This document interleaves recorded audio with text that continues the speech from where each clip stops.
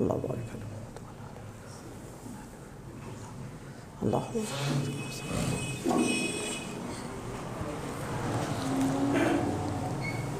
আসসালামু আলাইকুম ওয়া রাহমাতুল্লাহ।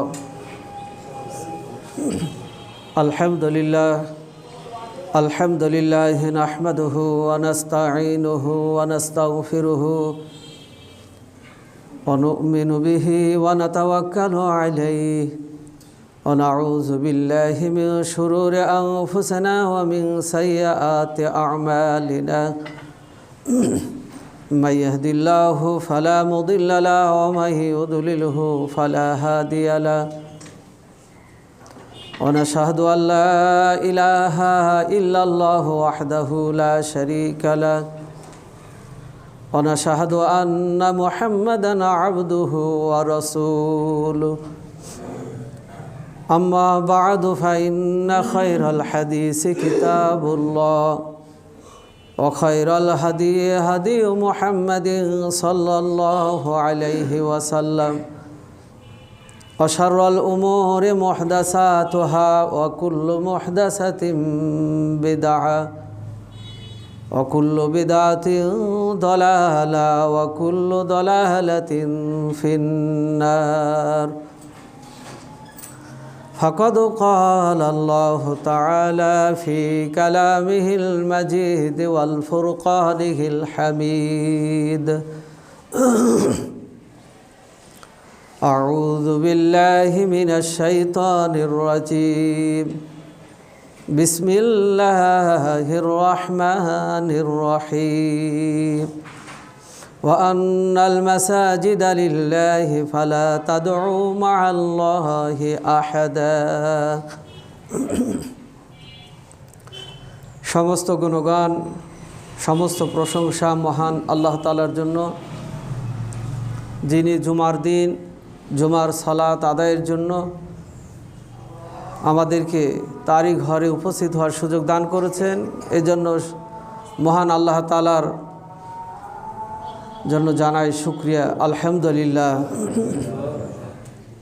দরুদ ও সালাম বর্ষিত হোক বিশ্বনবী মুহাম্মদ রাসূলুল্লাহ সাল্লাল্লাহু আলাইহি ওয়াসাল্লামের প্রতি। মুহতারাম হাজিরিন, আমি আপনাদের সামনে সূরা জিন থেকে একটা আয়াত তেলাওয়াত করেছি। এই আয়াতকে সামনে রেখে মসজিদের কিছু বৈশিষ্ট্য যা মুসল্লিদেরকে অনুসরণ করতে হয় বিশ্বনবী মুহাম্মদ রাসূলুল্লাহ সাল্লাল্লাহু আলাইহি ওয়াসাল্লাম শিক্ষা দিয়েছেন। এই বিষয়ের উপরে দু চারটি কথা আলোচনা রেখেই খুতবা ইতি টানবো। আমা তৌফিক ইল্লা বিল্লাহ। মসজিদ আল্লাহর ঘর। এই মসজিদগুলোতে যখনই কেউ প্রবেশ করে আল্লাহর মেহমান হয়ে যায়। পৃথিবীতে ছোট বড় যে যেখানে যেই মসজিদগুলো আল্লাহর ঘরগুলো আছে, আল্লাহর বান্দা যে কেউ সেখানে প্রবেশ করলে তাকে কিছু নিয়ম কিছু বিষয় অনুসরণ করে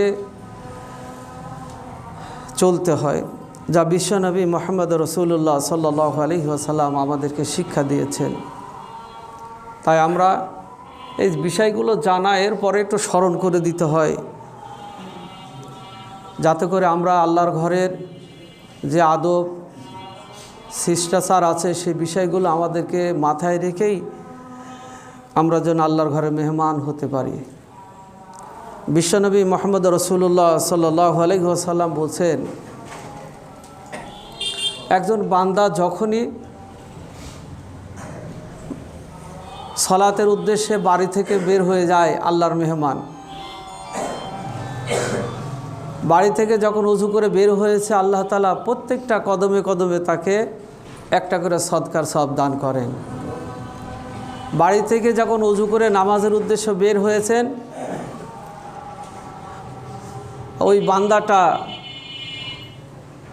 নামাজের মধ্যে পরিগণিত হয়েছে। এই জন্য বাড়ি থেকে বের হওয়ার পর স্বাভাবিক গতিতে আল্লাহ রসুল সাল্লাল্লাহু আলাইহি ওয়াসাল্লাম মসজিদে আসতে বলেছেন, তাড়াহুড়া করতে নিষেধ করেছেন। আপনি অজু করলেন, ধীর স্থিরভাবে আসতেছেন, আল্লাহ আপনার প্রত্যেকটা এই ধাপে ধাপে কদমে কদমে আপনার একটি করে সদকার সওয়াব দান করছেন। আল্লাহ রসুল একদিন সাহাবীদের নিয়ে আলোচনা করছিলেন যে আদম সন্তানের শরীরে 360টি জড়া আছে, প্রতিদিন একটি করে জড়ার জন্য সদকা ওয়াজিব হয়ে যায়। সাহাবীরা বললেন, হে আল্লাহ রসুল, আমরা গরিব মানুষ, আমাদের তো প্রতিদিন সদকা করার সুযোগ নাই, আমরা এই সদকাটা আদায় করব কি করে? আল্লাহ রসুল বললেন, তুমি যখন মসজিদে রওনা দাও, আল্লাহ তাআলা তোমার প্রত্যেকটা কদমে একটি করে সদকার সওয়াব দান করেন। এমনকি মসজিদে আসার সময় দেখছেন যে একটা ভাই একটা বোঝা মাথায় উঠাতে পারছে না, আপনি একটু হেল্প করলেন, মাথায় উঠিয়ে নিল। আল্লাহ রসুল বলছেন, আল্লাহ সেখানেও তোমাকে সদকার সওয়াব দান করেন।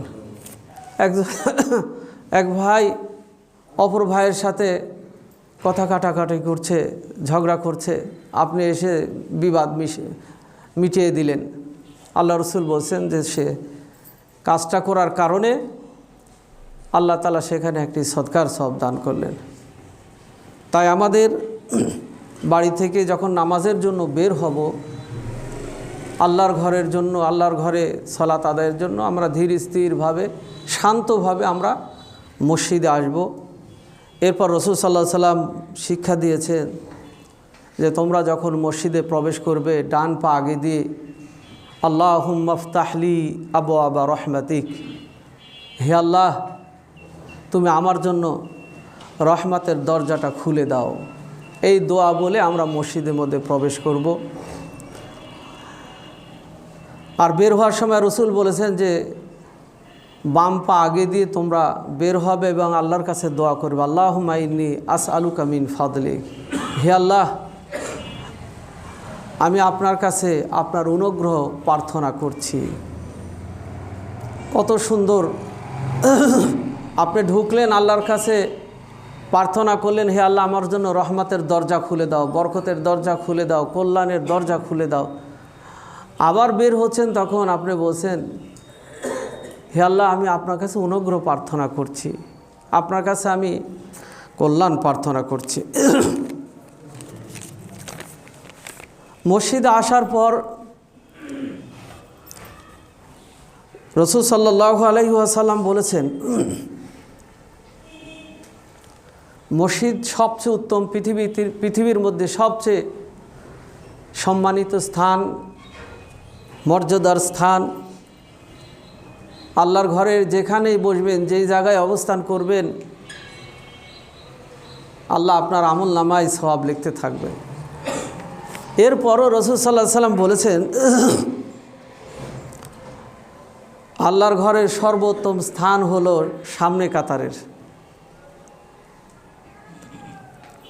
মসজিদের মধ্যে যতগুলো কাতার আছে তার মধ্যে সর্বোত্তম কাতার হলো সামনের কাতারের। রাসূল একদিন সাহাবীদেরকে বলছেন, মানুষ যদি সামনের কাতারের মর্যাদাটা বুঝতো আর নামাজের আজান দেওয়ার ফজিলতটা জানতো, তাহলে প্রত্যেক নামাজের আগে, আজানের আগে লটারি করা লাগতো। লটারি করে যাদের নাম আগে আসবে তারাই সেই কাতারে বসতো, যার নাম উঠবে সেই আজানটা দিত। এই দুটা কাজ অনেক ফজিলতের। তাই আমরা রসুলের এই হাদিস থেকে শিক্ষা কি, রসুল যে বলেছেন যে সামনে কাতারের ফজিলত বেশি, আমাদের সাধ্য মাফিক ফাঁকা জায়গা অর্থাৎ সামনে কাতারে ফাঁকা পেলে আমরা সেখানে বসে যাব। মসজিদে আসলাম, আমার নেকির পাল্লাটা যাতে বেশি, বাড়িতে সালাত আদায় করে যে সব, মসজিদে আসলে 27 গুণ সওয়াব বেশি। এরপরও যদি আপনি সামনে কাতারে সালাত আদায় করেন, আপনার আমল নামে আরও সওয়াব বেশি হবে। কষ্ট করে মসজিদে আসলাম, যেই জায়গায় বসলে, যেখানে অবস্থান করলে বেশি সওয়াব পাবো সেই জায়গাটা ধরার চেষ্টা করব।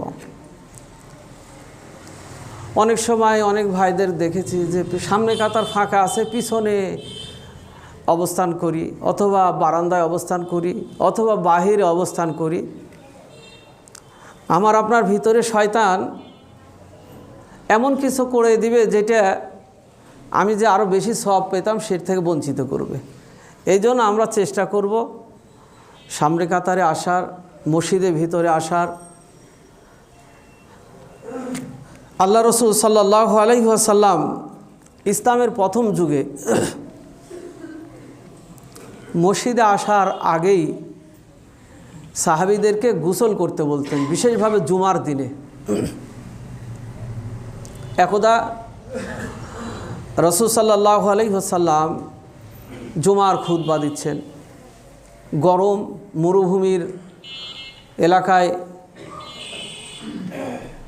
গরমে সাহাবীরা বিভিন্নজন বিভিন্ন জায়গায় কর্ম করে, ইয়া আইয়ুহাল্লাযীনা আমানু ইযা নুদিয়া লিস-সালাতি মিন ইয়াউমিল জুমআ ফাসাউ ইলা যিকরিল্লাহি ওয়া যারুল বাই'a। এই আয়াত নাজিল হওয়ার পরেই সাহাবীদের কানে আজানের ধ্বনি আসার সাথে সাথে যে যে অবস্থায় থাকতেন ওটা পরিহার করে সালাতের দিকে আসতেন। তোমার ব্যবসা ত্যাগ করে দাও, ওয়াজারুল বাই'a, ব্যবসায়ী ব্যবসা ত্যাগ করবেন, চাকরিজীবী অফিস ত্যাগ করবেন, কৃষক তার জমি থেকে উঠে আসবেন সালাতের জন্য। তো সাহাবীরা সে আয়াতের নির্দেশনা অনুযায়ী যে যে অবস্থায় ছিলেন মসজিদে উপস্থিত হলেন।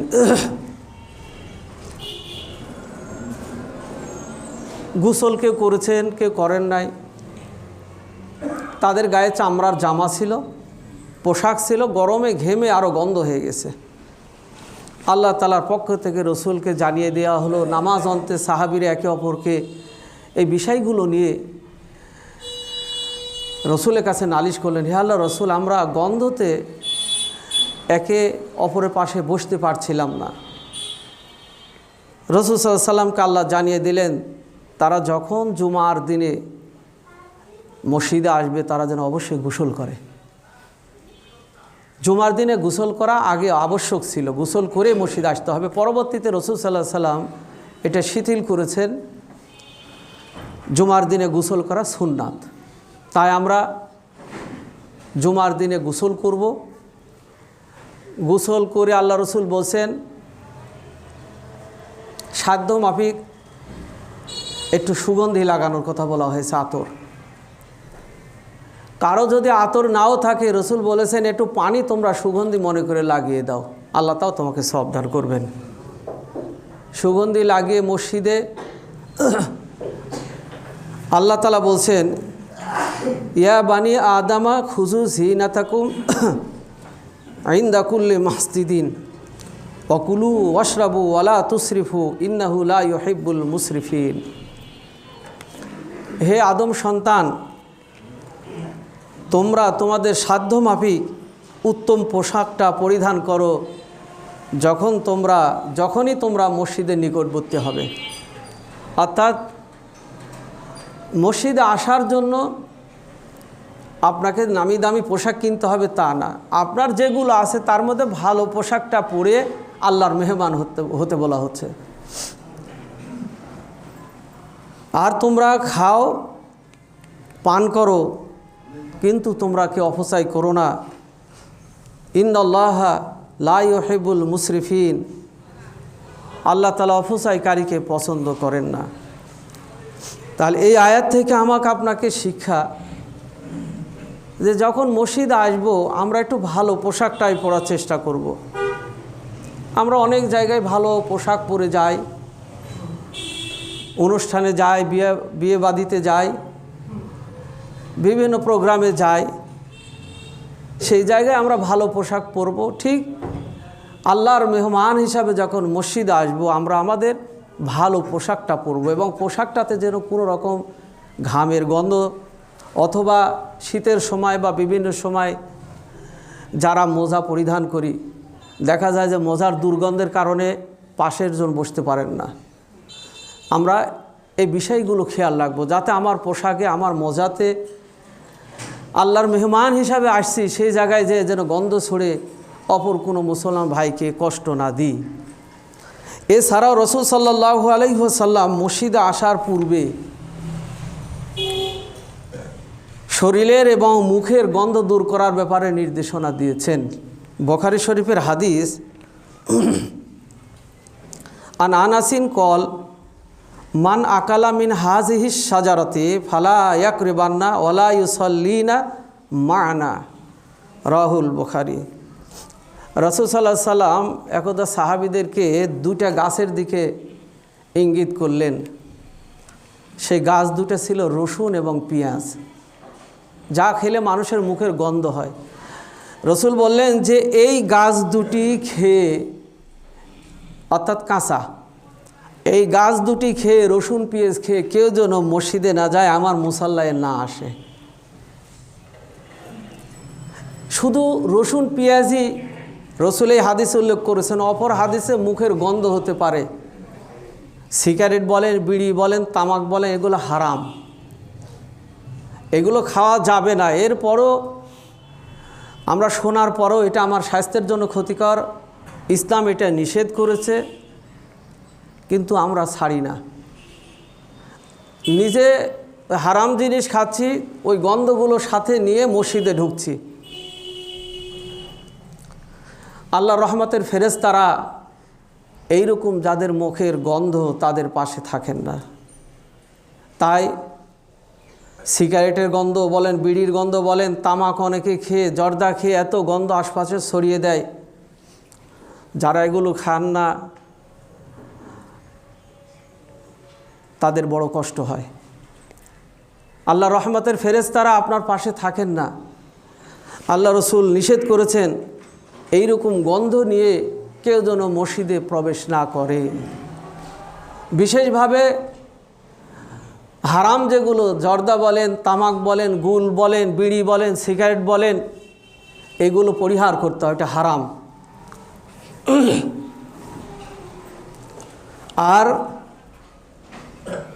কাঁচা রসুন পেঁয়াজ বা গন্ধ হয় যা মানুষের জন্য কষ্টকর, এমন কোনো জিনিস খেয়ে আল্লাহ রাসূল মসজিদে আসতে নিষেধ করেছেন। তাই আমাদেরকে বিষয়টা খেয়াল করতে হবে। আল্লাহর মেহমান হব, যেইভাবে আল্লাহর মেহমান হলে আল্লাহ সন্তুষ্ট হবেন, যেভাবে আল্লাহর মেহমান হওয়ার জন্য রাসূল নির্দেশনা দিয়েছেন, আমরা সেইভাবেই মেহমান হব। মসজিদে প্রবেশ করলাম, বিশেষভাবে জুমার দিনের কথা। জুমার দিনে এসে আমরা অনেকে অনেকভাবে সালাত আদায় করছি। রাসূল কিভাবে জুমার সালাত আদায় করেছেন, কত রাকাত আদায় করেছেন, আমরা এই বিষয়টা একটু আলোচনা করি। রাসূল সাল্লাল্লাহু আলাইহি সাল্লাম বলেছেন, জুমার দিন আল্লাহর বান্দারা উত্তমভাবে গোসল করলো, সুগন্ধি লাগিয়ে মসজিদে সর্বপ্রথম প্রবেশ করলো। বুখারী শরীফের 891 নম্বর হাদিস, বড় হাদিস। রাসূল সাল্লাল্লাহু আলাইহি ওয়াসাল্লাম বলছেন, সর্বপ্রথম মসজিদে প্রবেশ করার কারণে বাইতুল্লাহর পাশে উট কুরবানি করলে যে সওয়াব আল্লাহ তাআলা প্রথম প্রবেশকারীর জন্য, সেই সওয়াবটা আমলনামায় লিখে দেন। বলুন সুবহানাল্লাহ। তাহলে মসজিদে প্রথমে আসলে আপনি বাইতুল্লাহে যে একটা উট কুরবানি করতে চাইলে করলে যে সওয়াব পাবেন, সেই সওয়াব তার আপনার আমলনামায় ফেরেশতারা লিখে দেন। এরপর আল্লাহ রাসূল বলেন যে 2 নম্বরে প্রবেশ করবে, তার আমলনামায় একটা গরু কুরবানি করলে যে সওয়াব, সেই সওয়াবটা তার আমলনামায় লিখে দেওয়া হয়। এরপর আল্লাহ রাসূল বললেন একটি দুম্বা 3 নম্বর ব্যক্তির জন্য, 4 নম্বর ব্যক্তির জন্য একটা খাসি, 5 নম্বর ব্যক্তির জন্য একটি মুরগি। সর্বশেষ আল্লাহ রাসূল বলছেন, যে ব্যক্তিটা খুতবা শুরু হওয়ার আগেই প্রবেশ করে, তার আমলনামে একটা ডিম সদকা করলে যে সব, সেই সব আল্লাহ বোনাস স্বরূপ লিখে দেন। তাহলে মসজিদে খুতবার আগে আসা, প্রথমে আসা, অনেক ফজিলতের কাজ। আমরা তো সবসময় ব্যস্তর মধ্যে থাকি, একটু শুক্রবারের দিন, জুমার দিন যদি আমরা একটু কাজটা কমিয়ে দিই, এই সওয়াবটা নেওয়ার আমরা যদি চিন্তা করি আগে মসজিদে আসতে হবে, এই সওয়াবটা আমরা অর্জন করতে পারবো। এরপর রসুল সাল্লাল্লাহু আলাইহি সাল্লাম বলছেন, মসজিদে প্রবেশের পর আল্লাহ রসুল বলছেন 2 রাকাত 2 রাকাত 2 রাকাত 2 রাকাত করে সালাত আদায় করতে হবে। মসজিদে ঢোকার পর দুখুলুল মসজিদ পড়লেন 2 রাকাত, আবার সুন্নাত 2 রাকাত, আবার 2 রাকাত। আল্লাহ রসুল বলছেন যে ইমাম সাহেব খুতবায় দাঁড়িয়ে গেলে সব সুন্নাত ছেড়ে দিতে হবে। অর্থাৎ খুতবার আগ পর্যন্ত 2 রাকাত 2 রাকাত করে যতগুলো নামাজ পড়া যায় আল্লাহ রসুল সেটা পড়তে বলেছেন। তাহলে জুমার আগে, অর্থাৎ জুমার খুতবা বা জুমার ফরজ সালাতের আগে 2 রাকাত করে আল্লাহ রসুল বলেছেন, এটা আনলিমিটেড। কেউ 6 রাকাতও হতে পারে, কারো 4 রাকাতও হতে পারে, 8 রাকাতও হতে পারে। জুমার খুতবা শুরু হয়ে গেলে আল্লাহ রসুল বলেছেন তোমরা সব বন্ধ করে দিয়ে খুতবা শ্রবণ করো। এমনকি বিশ্বনবী একদিন খুতবায় দাঁড়িয়ে খুতবা দিচ্ছেন, এক মুসল্লি এসে বসে গেলেন। আল্লাহ রসুল বললেন তুমি দাঁড়াও, দাঁড়াও, 2 রাকাত সালাত আদায় করো, তারপরে বসো। খুতবা চলাকালীন যদি কেউ আসে শুধু তার জন্য 2 রাকাত, 2 রাকাত পড়েই তাকে বসে যেতে হবে। আর খুতবার আগে আসলে তিনি 2 রাকাত করে যত আল্লাহ তার ভাগ্যে রেখেছেন তত রাকাত সালাত তিনি আদায় করবেন। আমরা দেখি রসুল বলেছেন মসজিদে ঢোকার পর, মসজিদে বসার আগেই সালাতটা আদায় করতে বলেছেন। আমরা অনেক সময় দেখি মসজিদে ঢুকে আগে বসবো, বসার পর তারপর উঠে দাঁড়িয়ে আমরা সালাত আদায় করি। আল্লাহ রসুলের হাদিসের বিপরীত কাজ। রসুল বলেছেন ঢুকেই তুমি সালাত আদায় করতে শুরু করো, আর আমি বসে তারপর শুরু করছি। আমরা অনেক এই হাদিসগুলো শুনেছি, কিন্তু শুনি এই কান দিয়ে আর কান দিয়ে বের করে দিই। যদি আমল না করি তাহলে আমাদের তো এই শোনার কোনোই ফল আমরা পাবো না। এরপর রসুল বলছেন মসজিদে ঢোকার পর কোনো ব্যক্তি কোনো মুসল্লিদেরকে ফাঁক করে, 2 মুসল্লির মধ্যে হাত দিয়ে ফাঁক করে করে করে সামনের কাতারে আসে, আল্লাহ রসুল বলল তার নামাজ হলো না। নামাজিদেরকে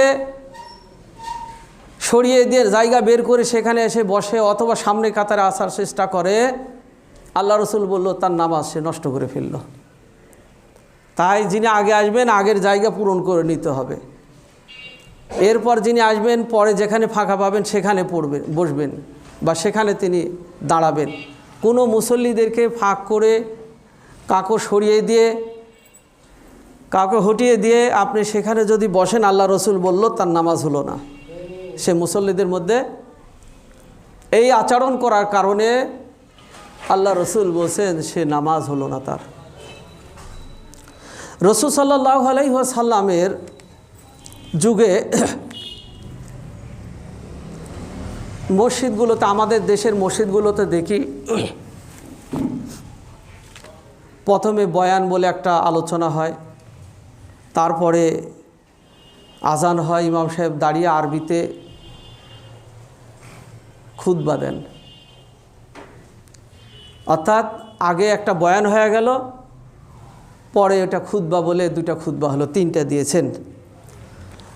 রসুলের যুগে, সাহাবীদের যুগে, তাবেঈদের যুগে এইরকম কোনো খুতবা ছিল না, এইরকম কোনো বয়ান ছিল না।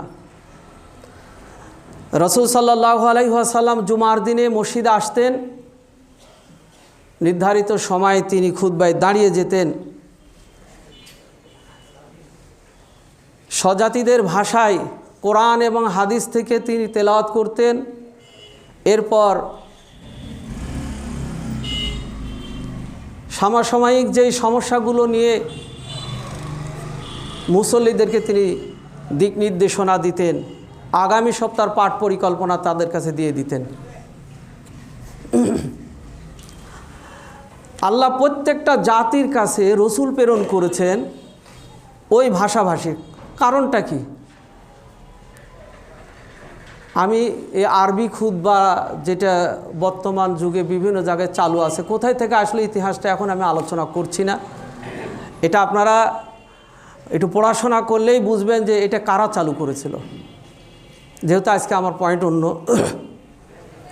রাসূল সাল্লাল্লাহু আলাইহি ওয়াসাল্লাম বলেছেন, খতিব সাহেব, ইমাম সাহেব স্বজাতির ভাষাতে কোরআন সুন্নাহর আলোকে তিনি বক্তব্য দিবেন। আমি যদি এখানে আরবিতে কথা বলি বা আরবি খুতবা যদি দেখে দেখে পড়ি, হয়তো 1% 2% মুসল্লি বুঝবেন যে এটার মধ্যে এটা আলোচনা করা হলো এই খুতবার মধ্যে। অধিকাংশ যিনি আমি ইমামও বুঝি না, মুসল্লিরাও জানে না যে কি আলোচনা হলো এর মধ্যে। তাহলে এর ফলটা কি হলো? এর ফলাফলটা কি আসলো? এই আধা ঘন্টা 40 মিনিট যিনি বক্তব্য দিলেন, যিনি সময় নষ্ট করে ওগুলো শুনলেন, তার ফলটা কি পেলেন? রাসূল সাল্লাল্লাহু আলাইহি ওয়াসাল্লাম বলেছেন, স্বজাতির ভাষায় কোরআন এবং হাদিস, ধরুন জাকাতের উপর আলোচনা করবেন, সিয়ামের উপর আলোচনা করবেন, জিহাদের উপর আলোচনা করবেন, তিনি ওই বিষয়ে হাদিস কোরআন তিনি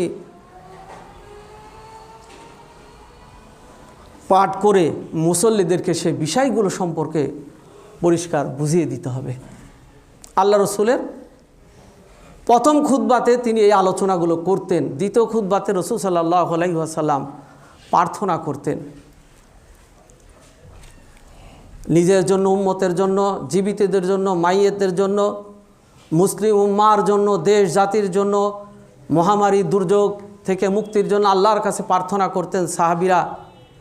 আল্লাহ রসুল দ্বিতীয় খুতবায় যখন এই দোয়াগুলো পড়তেন, মুসল্লিরা অর্থাৎ সাহাবীরা আমিন আমিন বলতেন। কেননা রসুল বলছেন, জুমার দিনে এমন একটি সময়, এমন একটি মুহূর্ত আছে যে সময় আল্লাহর কাছে যেই প্রার্থনা করা হবে আল্লাহ তাআলা সেটা কবুল করেন। আপনি আল্লাহর কাছে যা চাইবেন বৈধ, আল্লাহ আপনাকে দিয়ে দিবেন, আপনার প্রার্থনা কবুল করবেন। এই সময়টা নিয়ে ইখতিলাফ আছে। অধিকাংশ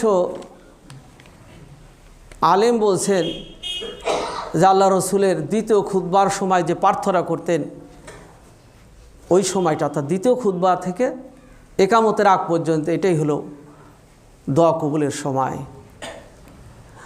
আর কেউ কেউ বলছেন 2 আজানের মধ্যবর্তী সময়, অর্থাৎ একামত এবং প্রথম আজান, একামত আজান এবং একামতের মধ্যবর্তী এই সময় গোটাটাই হলো প্রার্থনা কবুলের সময়। আচ্ছা, যেটাই হোক, কেউ বলছেন দ্বিতীয় খুতবা থেকে একামত পর্যন্ত, আর কেউ বলছেন আজান থেকে একামত পর্যন্ত। তাহলে এই সময়টুকু আমাদের প্রার্থনা কবুলের সময়। তাই আমরা যখন ইমাম সাহেব দ্বিতীয় খুতবায় প্রার্থনামূলক যে আয়াত দোয়া প্রার্থনা করছেন, তখন আমরা মুখ খুলে মন থেকে আল্লাহর কাছে চাইব যে অসুস্থ, হে আল্লাহ তুমি আমাকে অসুখ থেকে মুক্তি দাও। যিনি অভাবী, হে আল্লাহ তুমি আমাকে অভাব মুক্ত করো। যিনি বিপদগ্রস্ত, হে আল্লাহ তুমি বিপদ থেকে উদ্ধার করো। হে আল্লাহ তুমি মহামারী থেকে আমাদেরকে রক্ষা করো, জালেমের অত্যাচার থেকে রক্ষা করো। আমরা এই প্রার্থনাগুলো আমরা করব। আল্লাহ রসুল করতেন। রাসূল সাল্লাল্লাহু আলাইহি ওয়াসাল্লাম এই 2টা খুতবাই দিতেন এবং খুতবার আগে পরে দেখা যায় যে লালবাতি জ্বালিয়ে দিয়ে মুসল্লিদেরকে নামাজ থেকে বিরত রাখা হয়। মসজিদে এসে একটা লালবাতি জ্বালিয়ে দেওয়া আছে, কেউ যদি এসে সালাত আদায় করতে চান মুসল্লিদের ধমক খেতে হয়, অথবা মুয়াজ্জিন খাদেম যারা আছেন তাকে এমনভাবে ধমক দিয়ে আপনি এখন নামাজ শুরু করছেন কেন, অমুক তমুক ইত্যাদি কথা। আচ্ছা, নামাজ বন্ধ করে দেওয়ার অধিকার কি আমার আপনার আছে? আল্লাহর ঘরে আসবে, আল্লাহর মেহমান, আল্লাহকে ডাকবেন, আল্লাহকে স্মরণ করবেন, সেখানে একজন নিয়ন্ত্রণ করবে যে এই সময় পড়তে হবে, এই সময় পড়া যাবে না, লাল বাতি জ্বললে পড়া যাবে না, সাদা বাতি জ্বললে পড়তে হবে। আমরা ইসলামকে এমন কঠিন জটিল বানিয়ে ফেলছি, এটা আমাদের অজ্ঞতার কারণে, এটা আমাদের না জানার কারণে, এটা আমাদের ভুল গাইডের কারণে। সমাজে যে বেদাত মসজিদ কেন্দ্রিক শুরু করে দিয়েছে, ওয়াজ মাহফিলের নাম দিয়ে যে শুরু করে দিয়েছে, আমাদেরকে সঠিকটা অনুসরণ করতে হবে। মোহতারাম হাজিরিন, মসজিদে আসার পর আমরা দেখি আমার কোনো ভাই দ্বিতীয় কাতারে বা তৃতীয় কাতারে যদি নামাজে দাঁড়িয়ে থাকেন, আমরা সকলে জানি রাসূল সাল্লাল্লাহু আলাইহি ওয়াসাল্লাম বলেছেন, এক যুগ পর্যন্ত যদি দাঁড়িয়ে থাকতে হয় নামাজিদের সামনে দিয়ে যাওয়া যাবে না, দাঁড়িয়ে থাকতে হবে। আমরা রসুলের হাদিসটা আমার আপনার কতটুক সামনে দিয়ে যাওয়া যাবে যাবে না সে বিষয়টা আমাদেরকে জানা দরকার। একজন মুসল্লির নামাজের জায়গা হলো এক কাতার, 4 ফিট বা 4.5 ফিট যেটাই কাতার আছে। আপনি 4 ফিট জায়গার ভিতর দিয়ে রসুল বলেছেন যদি কেউ যায় তাহলে হাত সামনে, ডান হাত বাড়িয়ে দিবে মুসল্লিদেরকে, অর্থাৎ যিনি আগে দিয়ে যাচ্ছেন নামাজের সামনে দিয়ে, তিনি দেখেই বুঝে নেবেন যে নামাজরত অবস্থায় আছেন, অত আমার যাওয়া যাবে না। এরপরও যদি ব্যক্তিটা হাত ছেলে ফেলে দিয়ে যেতেছে, আল্লাহ রসুল বলছেন নামাজ ছেড়ে দিয়ে তার সাথে যুদ্ধ করো, কেন হাজার শয়তান। আল্লাহ রসুলের হাদিসের ভাষা হলো এটাই, তুমি নামাজ ছেড়ে দিয়ে ওর সাথে যুদ্ধ করো, কেন হাজার শয়তান, তিনি হলেন শয়তান। কেউ যদি আপনার কাতারের বাহির দিয়ে যায় আপনার সেটা অধিকার নেই, সেটা বন্ধ করা যাবে না। অর্থাৎ এক কাতারের সামনে দিয়ে যদি কেউ যায় অথবা সামনে থেকে চলে যায় অথবা পাশ থেকে এক কাতারের বাহির দিয়ে যদি যায় কোনো সমস্যা নাই, আপনার কাতার ওইটা নয়। তাই যিনি নামাজ পড়ব বা নামাজ ধরব তাকেও একটু চিন্তা করতে হবে, যাতে করে পরবর্তী সামনের কাতারে মুসল্লিদের দরজা দিয়ে বের হতে বা কোনো সমস্যার সৃষ্টি না হয়, এমনভাবে তাকে চিন্তা করেই মসজিদে নামাজে দাঁড়াতে হবে। আর এক কাতার সামনে দিয়ে আমার প্রয়োজন চলে যেতে পারবো, এক কাতার সামনে থেকে আমি চলে যেতে পারবো, এতে কোনো সমস্যা নাই। এছাড়াও আমরা দেখি আল্লাহ রসুল বলছেন ইজা উকিমাতে সলাত লা সলাতা ইল্লাল মাকতুবাতা। মেহরবানি করে এই হাদিসগুলো আপনাদেরকে মনে রাখতে হবে। প্রত্যেক নামাজেই প্রত্যেক ওয়াক্তেই যে সমস্যাটা আমরা দেখছি, বলেও শুনে না, নিজেও পড়ে না, অন্যর কাছ থেকে শুনেও যে শুধরাবো সেটাও করছি না। আল্লাহ রসুল বলছেন ইজা উকিমাতে সলাত লা সলাতা ইল্লাল মাকতুবাতা। যখন ফরজ নামাজের একামত হয়ে যায় আর কোনো নামাজ নাই, আল্লাহ রসুল বলছেন। আপনি সুন্নাত যে অবস্থায় দেখছেন, একামত চলে গেছে আপনার কানে, সাথে সাথে ওই অবস্থায় সুন্নাত ছেড়ে দিতে হবে। কারণটা কি? ফরজ হলো আল্লাহর ডাক, আল্লাহর বিধান, সুন্নাত রসুলের নফল ব্যক্তিগত। আপনি সুন্নাত পড়তে পড়তে ফরজ ছেড়ে দিলেন, ফরজ আপনার ছুটে গেল, 1 রাকাত 2 রাকাত চলে গেল, ওই নামাজ আল্লাহর কাছে গ্রহণযোগ্য হবে না। আমরা অনেক সময় দেখি আবার হাতে একামত হয়ে গেছে, 2 রাকাত বাকি আছে, মুসল্লি খুব তাড়াহুড়া করে অন্যান্য দোয়াগুলো পড়ে শেষ করার চেষ্টা করছেন। আল্লাহ রসুল যেখানে বলছেন যখনই একামত শুনবে তখনই তুমি সেই জায়গায় নামাজ ছেড়ে দিয়ে তুমি ফরজের কাতারে সামিল হয়ে যাবে। আচ্ছা রসুল কি বলবেন? আমাকে কি তাড়াহুড়া করতেও বলেননি, ওটা শেষ করতেও বলেননি? তাই ফরজ নামাজের একামত হয়ে গেলে সুন্নাত নিয়ে যেমন নিজে একটা ওখানে ব্যস্ত হয়ে গেছেন রসুলের হাদিসের বিরোধী কাজ নিয়ে, কাতারটাকেও এলোমেলো করে ফেলছেন আপনার এই আচরণে। মুসল্লিরা দাঁড়িয়ে গেছে, 2 জন মুসল্লি মাঝে, দেখা গেল যে সালাম যখন ফিরানো হলো দাঁড়িয়ে তিনি আবার বাকি সালাত আদায় করছেন। মাঝে বসে বসে আত্মায়াত দরুদ শরীফ অন্য রাকাত শেষ করে তিনি পরে আবার ওখানে, এটা তো সিস্টেম না। তাই ফরজ নামাজের একামত হয়ে গেলে কোনো সালাত আর আদায় করা যাবে না, আমাদের এটা অনুসরণ করতে হবে। এমনকি অনেক সময় দেখা যায় অনেকে বলেন যে ফরজ নামাজের পূর্বে সুন্নাতটা না পড়লে পরে আর পড়া যাবে না বেলা না ওঠা পর্যন্ত। আসলে হাদিসের ভাষাটা বুঝেনি। আল্লাহ রসুল বলছেন ওই ওয়াক্তের সালাত পরে পড়ার নিষেধ করা হয় নাই। আপনি এসে দেখছেন যে নামাজ ফরজ শুরু হয়ে গেছে, আপনি ফরজের ওই জায়গাতে যেখানে ইমামকে পেয়েছেন সেই জায়গায় আপনাকে শামিল হতে হবে। আল্লাহু আকবার বলে আপনি শামিল হয়ে গেলেন। আপনি পরে ফরজ সালাত হয়ে গেল, উঠেই আপনি সুন্নাত, সেই ওয়াক্তের সালাতের সুন্নাত যেটা ছিল সেটা পড়ে নিতে হবে। আল্লাহ রসুল বলেছেন সূর্য উদয় আর সূর্য অস্তের আগে সালাত না পড়তে, সেটা হলো নফল সালাত। আপনার যদি ফরজ সালাত আপনার পড়া না হয়, আপনাকে আল্লাহ রসুল বলেই দিয়েছেন সূর্য অস্ত যাওয়ার আগেই যদি এক রাকাত হয় তাও আদায় করতে হবে। ধরে সালাত আদায় করলে আল্লাহ তাআলা তাকে সূর্য অস্তের আগের সালাত হিসাবে তার সালাত গণ্য করবেন। আপনাকে তো ওই ওয়াক্তের সালাতকে সূর্য ওঠার পরে পড়তে বলা হয়নি। বেশিরভাগ দিনেই দেখা যায় যে হয়তো অনেকে মনে করে যে ফজরের সালাত বড়, কেরাতটা বড় হয়, আমি কেরাত হোক ওদিকে হতে হতে আমি 2 রাকাত সুন্নাত আদায় করতে হবে না। আপনার নামাজ তো এটা আপনার মন থেকে হয়তো আপনি বুঝে গেলেন যে আজকে ফজরের 4 রাকাত 2 রাকাত সুন্নাত 2 রাকাত ফরজ পড়ে আসলাম, কিন্তু আল্লাহর কাছে তো গেল না সেই নামাজ। আল্লাহ বলছেন ফাওয়াইলুল লিল মুসাল্লিন, দুর্ভোগ ওই নামাজিদের জন্য। ওই নামাজিদের জন্য দুর্ভোগ। কিছু নামাজির নামাজটা তার সফলতার দ্বার খুলে দিবে, আর কিছু নামাজির নামাজ তার মুখে ছুঁড়ে মারা হবে। তাহলে আপনি কোন নামাজটা পড়তে চান? আল্লাহ রসুল শিক্ষা দিচ্ছেন সল্লু কামা রাআইতুমুনি উসল্লি, নামাজ ওইভাবে পড়ো, আমি যেইভাবে পড়েছি ঠিক সেইভাবে সালাত আদায় করো। আপনাকে বেশি সালাত আদায় করতে বলা হয় না, আপনার ইচ্ছা মতো করতে দেওয়া হয় না। একটা সীমিত করে দেওয়া হয়েছে, একটা নির্দিষ্ট করে দেওয়া হয়েছে, তার মধ্যেই আপনাকে আল্লাহর বিধান পালনের মধ্যে আল্লাহকে পেতে হবে। মোহতারম হাজিরিন, অনেক সময়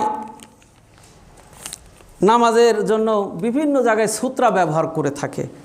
প্রত্যেক মুসল্লির জন্য সূত্রা নাই। আল্লাহ রসুল বলছেন ইমামের জন্য সূত্রা হলেই যথেষ্ট, সব মুসল্লির সূত্রা হয়ে যাবে।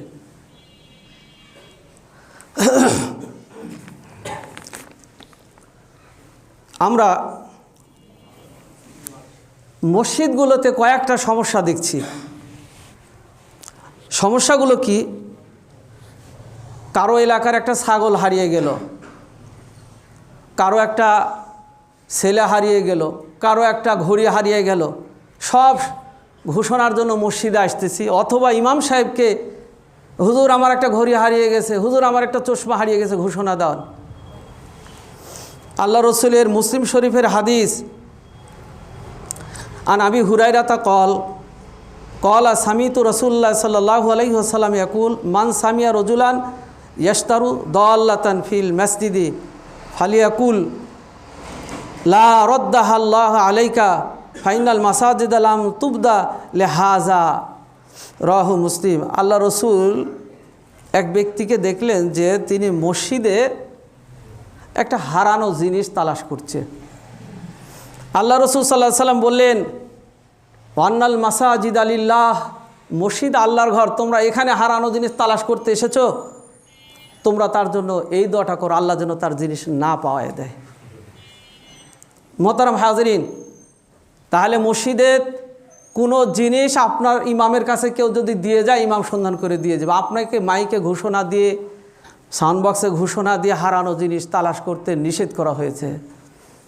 এমনকি কেউ যদি মসজিদে ভিক্ষা করতে আসে, মসজিদের একজন তো দায়িত্বশীল আছেন, ইমাম আছেন, মুয়াজ্জিন আছেন, তাদেরও অনুমতি প্রয়োজন মনে করে না, কমিটিরও প্রয়োজন মনে করে না। নামাজ অন্তে এসে কেউ হয়তো সঠিক সত্য কথাই বলে সাহায্য চাচ্ছেন, কেউ বেশিরভাগই মিথ্যে, এবং বিভিন্ন দিন বিভিন্ন অজুহাত নিয়ে আসে। আজকে আমার একটা জুব্বার দরকার, কারো এসে একটা শাড়ির দরকার, কারো একটা অমকের দরকার। দেখা গেলো বউ হাসপাতালে আছে, খোঁজ নেওয়া দেখা গেলো বউ মারা গেছে আজকে 5 বছর আগে। এইভাবে মসজিদগুলোতে এসে নিজের অভাব অনাটন সাহায্য প্রার্থনা করছে। আল্লাহ রসুল বলছেন আল্লাহ যেন তার অভাবটা আরও বাড়িয়ে দেয়, আরও বাড়িয়ে দেয়।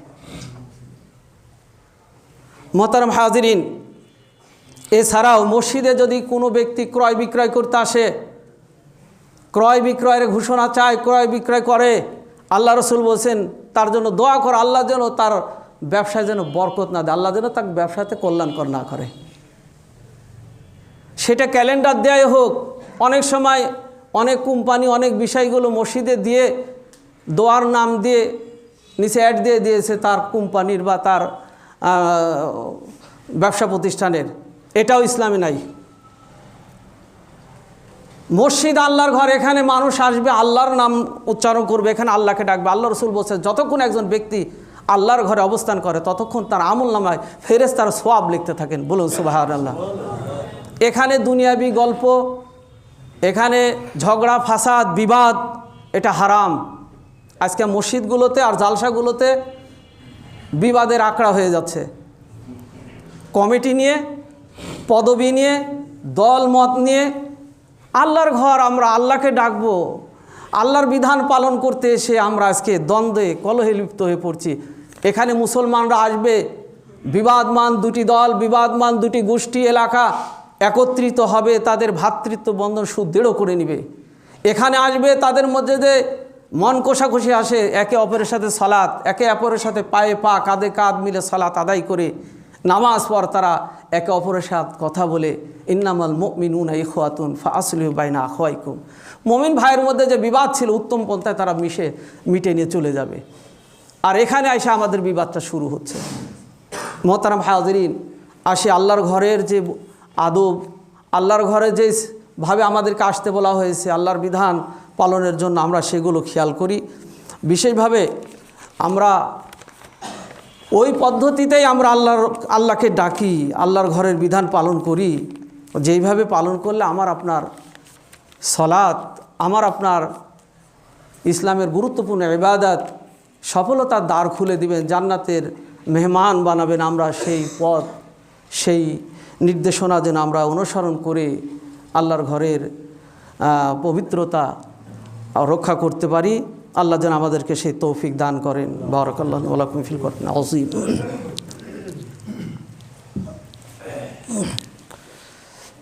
আলহামদুলিল্লাহ, আলহামদুলিল্লাহ ওয়া কাফা ওয়া সালামুন আলা ইবাদিহিল্লাযীনা আসতাফা, আম্মা বাদ। সম্মানিত মুসল্লিন ইকরাম, আর একটা কথা ছেড়ে গেছি। আমরা অনেক সময় মসজিদে এসে কারো মোবাইল বাজে, হতেই পারে, মানুষের ভুল হতেই পারে। এখন প্রত্যেকের পকেটে মোবাইল বেজে উঠল। এতে আমরা কখনো যেন যার মোবাইল বাজলো তিনি যেন ভীত সন্ত্রস্ত না হন। আল্লাহ রসুল বলেছেন, নামাজ অবস্থায় কারো যদি নামাজে কষ্ট দেয় এমন কোনো জিনিস সামনে দেখে, নামাজ ছেড়ে আল্লাহ রসুল বলছে সেটাকে দূর করে দাও, সেটাকে মারো, তারপর সালাত আদায় করো। আমরা সকলে চাই নামাজের সময় মোবাইল বন্ধ করে, যাতে করে নামাজের মধ্যে কোনো রকম বিশৃঙ্খলা না হয়, মানুষের মনোযোগ অন্যদিকে না যায়। এরপরও মানুষের হতেই পারে, হলে আল্লাহ রসুলের যে হাদিস সেখান থেকে আমাদের শিক্ষা হলো আপনি মোবাইল পকেট থেকে বের করবেন ভালোভাবে। আমার আপনার পরিধেয় লুঙ্গি প্যান্ট পায়জামা খুলে গেলে আমরা কি হাত দুটো দিয়ে সেটাকে বাঁধতে পারি না? পকেট থেকে ঠিক ওইভাবে মোবাইল সামনে নিয়ে ধীর স্থিরভাবে নিশ্চিন্তে আপনি ওটা ওকে করে, বন্ধ করে হোক, সাইলেন্ট করে হোক, যেভাবে হোক আপনি সেটাকে কাছে আবার দিয়ে নামাজ বাকিটা আদায় করবেন, কোনো সমস্যা হবে না। তা নাহলে আমরা অনেক সময় দেখেছি কারো মোবাইল বাজলে নামাজ শেষ না করতে করতে অন্য চিন্তা নাই, ওই লোকটাকে কিভাবে ধমক দিতে হবে, কিভাবে লোকটাকে বেয়াজ্জতি করতে হবে, আর যার মোবাইল বাজলো তিনি কিভাবে পালাবে, অন্যদিকে চলে যাবে যাতে ধরতে না পারে। তাই নামাজ অবস্থায় মোবাইল বাজলে মোবাইল বের করে ধীর স্থিরভাবে আপনি দেখে শুনে বন্ধ করে বাকি সালাতটা আদায় করবেন, এতে নামাজের কোনো সমস্যা হবে না।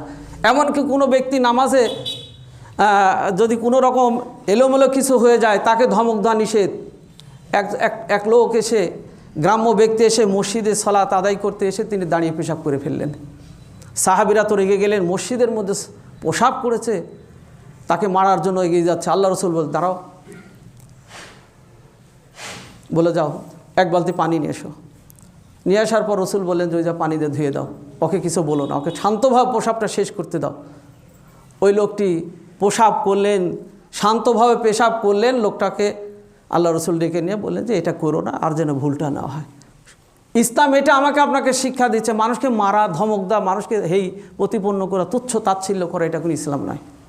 তাই আমাদের এই বিষয়গুলো খেয়াল রাখতে হবে। মোবাইলের সমস্যা হলে আপনারা এই পদ্ধতিতে মোবাইল সাইলেন্ট করবেন, বন্ধ করবেন, কোনো সমস্যা নাই। ইন্নাল্লাহা ইয়া'মুরু বিল আদলি ওয়াল ইহসানি ওয়া ইতা'i যিল কুরবা ওয়া ইয়ানহা আনিল ফাহশাই ওয়াল মুনকারি ওয়াল বাগি ইয়া'iযুকুম লাআল্লাকুম তাযাক্কারুন ওয়া লাযিকরুল্লাহি তাআলা আ'লা ওয়া আযল্লু ওয়া তাম্মু ওয়া আকবার। কুমু ইলাস সালাত।